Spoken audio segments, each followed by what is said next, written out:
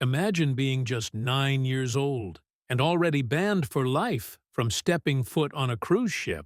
Hard to believe, right? But that's exactly what happened recently on Carnival Cruises. The decision shocked the cruising world. Some say it's far too harsh for a child, while others argue it's the only way to keep thousands of passengers safe. So, was this punishment unfair or completely justified? Let's break it down in today's episode of Cruise Now. The story began with a family vacation aboard the Carnival Celebration, where Linda S., a mother traveling with her young son, allowed him the freedom to explore the massive ship early in the voyage. At first, his disappearance seemed like the innocent curiosity of a child eager to wander the decks and discover new spaces.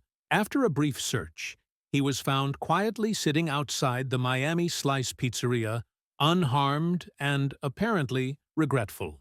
But the situation escalated later that evening when Carnival security officers arrived at the family's cabin with troubling evidence surveillance footage showing the boy destroying arcade-style video game equipment and, even more concerning, physically assaulting another child. These actions crossed a line that cruise lines monitor closely, as both property damage and physical altercations are taken seriously at sea, where security resources are limited.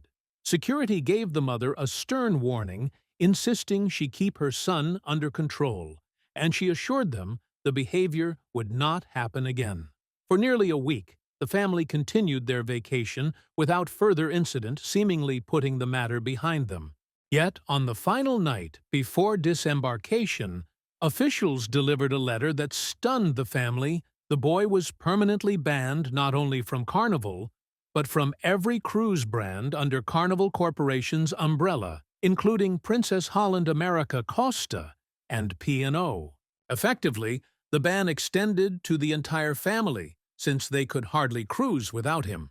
Shocked, Linda appealed the decision, explaining that her son has ADHD and had missed his regular medication because she had failed to refill the prescription before the trip, a mistake that likely contributed to his impulsive and disruptive behavior. But Carnival denied the appeal, emphasizing that the damage and harm caused during the voyage justified their decision, and that safety and order on board had to take priority over individual circumstances. The case has since sparked wider conversations. Should cruise lines show leniency when a child is involved, especially one with medical conditions, or does zero tolerance remain the fairest approach for thousands of passengers who expect a safe, enjoyable environment? Some argue that a lifetime ban for a 9-year-old is excessive, suggesting that policies should allow for review when the child becomes older, while others contend that the incident was a red flag for future problems, and Carnival acted responsibly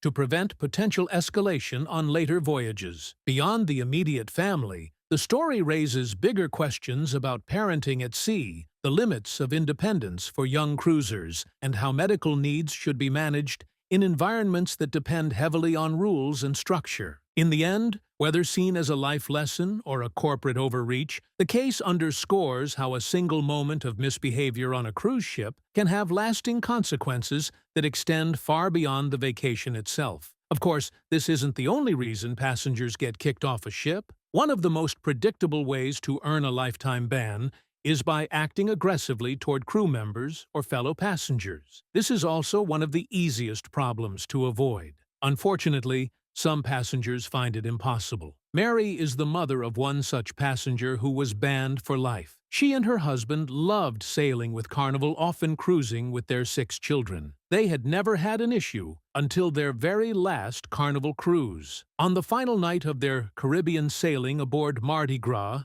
trouble struck. Mary's 2 oldest kids, an 18-year-old son and a 21-year-old daughter, had gone out together for the evening. Although Mary didn't witness the full incident, she said her children were harassed by 2 drunk men. According to her son, the men were staring at his sister, and he stepped in to protect her. The details of what happened next aren't clear, but her son claimed that one of the men struck first and he fought back. Mary only realized there had been a fight when she heard a knock on her cabin door. Opening it, she saw her son standing with 2 security guards. The guards explained that because he had gotten into a conflict with another passenger, he would be confined to his cabin until disembarkation the next morning. Carnival even posted 2 security officers outside the cabin all night to ensure he didn't leave. The next day before the family disembarked, Mardi Gras, the 18-year-old, was handed a lifetime ban notice and escorted off the ship. This was especially painful because the family had already planned another larger reunion cruise. Mary wrote to John Heald, Carnival's brand ambassador, and even to Christine Duffy, the company's president, asking for a reconsideration. Her son also wrote an apology letter reiterating that he was only trying to defend his sister. He even gathered character references from his high school teachers. But none of it worked. Like all major cruise lines, Carnival enforces a strict zero-tolerance policy toward any disruptive behavior on board. And frankly, most passengers welcome that stance. Despite a family's apology and pleas for a second chance after a recent incident, Carnival stood firm. The offending passenger remains permanently banned from sailing with the line. This unwavering decision highlights just how serious Carnival has become about enforcing its rules.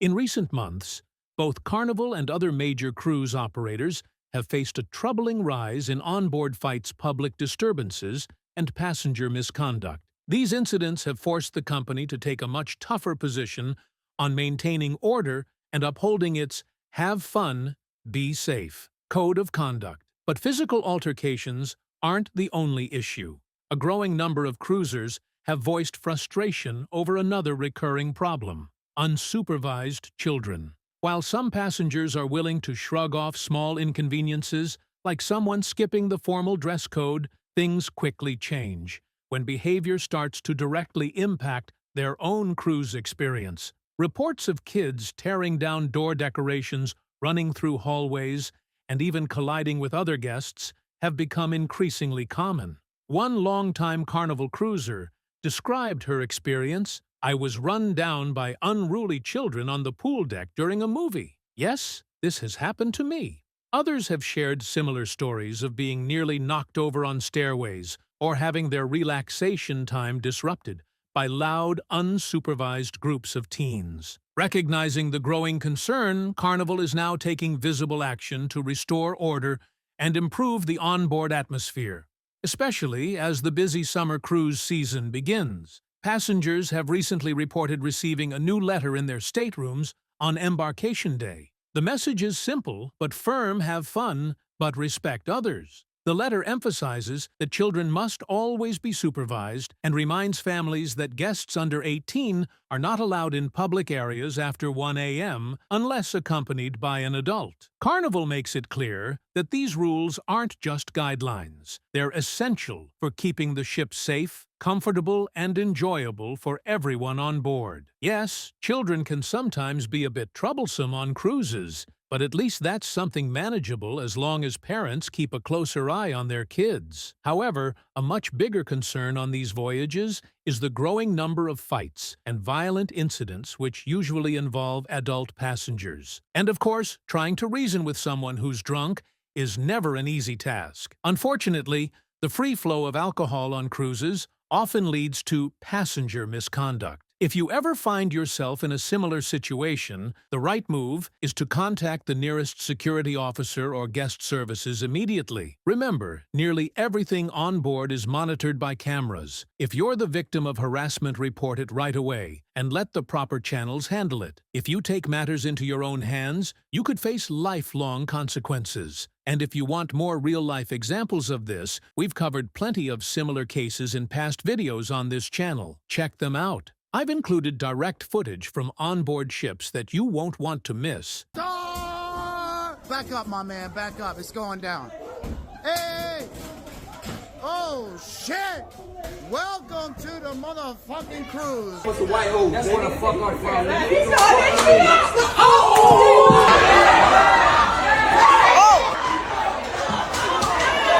And it's exactly fights like these that have sparked debates about whether cruise lines should impose lifetime bans across all cruise companies. Many passengers worry that offenders can simply switch to another line and repeat the same behavior on board different ships. This concern has led to letters and comments being sent to cruise lines urging them to adopt industry-wide bans for disruptive passengers. Although the chances of encountering violence on a cruise are extremely low, the fact remains that enough incidents occur, along with plenty of lesser misconduct such as unruly or misbehaving children, that passengers are becoming increasingly concerned. One of the most alarming events happened on April 26, 2025, when a fight broke out among disembarking passengers from Carnival Jubilee at the Galveston, Texas cruise terminal. The altercation escalated in the baggage claim area, with passengers toppling barricades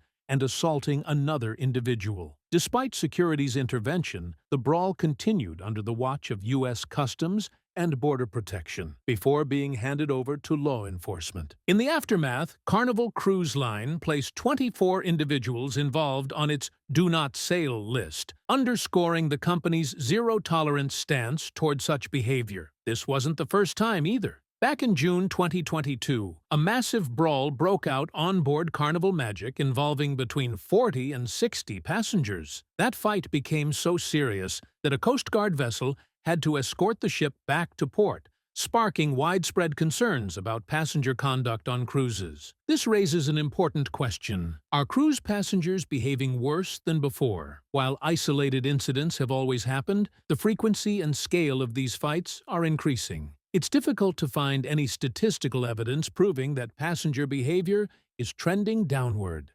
Still, cruise guests are vocal about their concerns on social media, emphasizing the need for cruise lines to address these issues. Adding to this, the growing popularity of cruising means more crowded ships, an environment where conflicts can more easily erupt. Another factor is the rising cost of living, combined with cruising's appeal as a relatively affordable vacation. This attracts more first-time cruisers, many of whom bring different expectations, habits, or levels of awareness about cruise etiquette, sometimes leading to friction when norms are ignored. This may also help explain the parallel trend of worsening behavior among children on board. Some new-to-cruise parents allow their kids to run wild instead of using the kids' clubs or spending time together as a family. Just think back to the case of the 9-year-old boy I mentioned earlier. So how can cruise lines address this growing issue? To deal with incidents of passenger misconduct, cruise companies are beginning to take a tougher stance. Carnival's swift decision to ban passengers involved in recent altercations highlights the industry's commitment to maintaining a safe and enjoyable environment for all guests. Yet, the increasing number of such events signals that stronger, more comprehensive measures may be required. These could include stricter passenger screenings before boarding, greater onboard monitoring of guest behavior, and clearer enforcement of conduct policies to prevent future problems. We're already seeing some cruise lines respond by boosting security presence, updating codes of conduct, and introducing harsher penalties for unruly passengers. In the coming months, it's likely we'll see even more policies aimed at reassuring guests that their safety and comfort remain top priorities. When it comes to children, for example, cruise lines like Princess and Royal Caribbean have tested and in some cases rolled out tracking systems that allow parents to monitor their kids around the ship. Some lines have also experimented with earlier curfews for passengers under 18 in order to reduce misbehavior at night. Other potential solutions include extending the hours of kids' clubs into the evening or expanding adult-only areas on board so that families and non-families alike can enjoy spaces tailored to their needs. Cruise lines are famous for their constant innovation, whether it's creating new dining experiences, building larger ships, or introducing never-before-seen entertainment. Now, one of their newest challenges is figuring out how to design a shipboard atmosphere that's both exciting and safe, a place where guests can relax and enjoy themselves without worrying about disruption from others. So should you be concerned? The truth is that cruises remain one of the safest vacation options available. The industry takes security seriously And in many ways, being on board a closely monitored ship is far safer than exploring an unfamiliar city at night without a guide. That said, the rising number of passenger misconduct cases does underline the need for greater vigilance, stricter enforcement of rules, and fresh strategies to ensure cruising retains its reputation as a family-friendly holiday. The cruise industry must continue adapting to these challenges in order to protect its reputation and maintain passenger confidence. After all, a vacation at sea is supposed to be a time of joy, relaxation, and connection with loved ones, not a source of stress or conflict. If cruise lines move quickly to strengthen rules, invest in security innovations, and set clear expectations for behavior,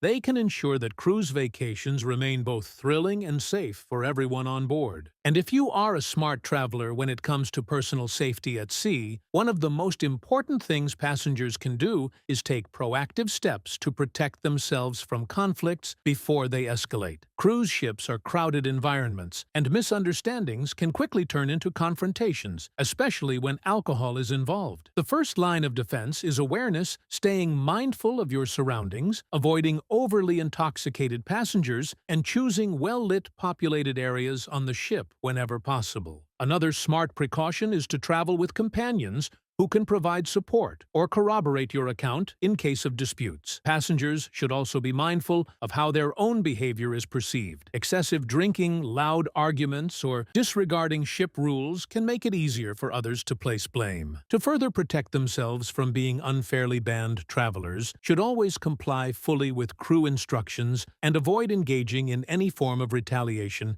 even verbal, that could be misinterpreted. Many cruise lines now provide anonymous reporting systems through their apps or onboard hotlines. Using these tools can demonstrate responsibility and show that you sought help through the proper channels. Ultimately, the safest and smartest approach is to remember that your goal is not to win an argument, but to preserve your vacation and reputation. By staying calm, documenting issues, and cooperating with staff, passengers can both shield themselves from harm and significantly reduce the risk of being implicated in situations that might result in a lifetime ban.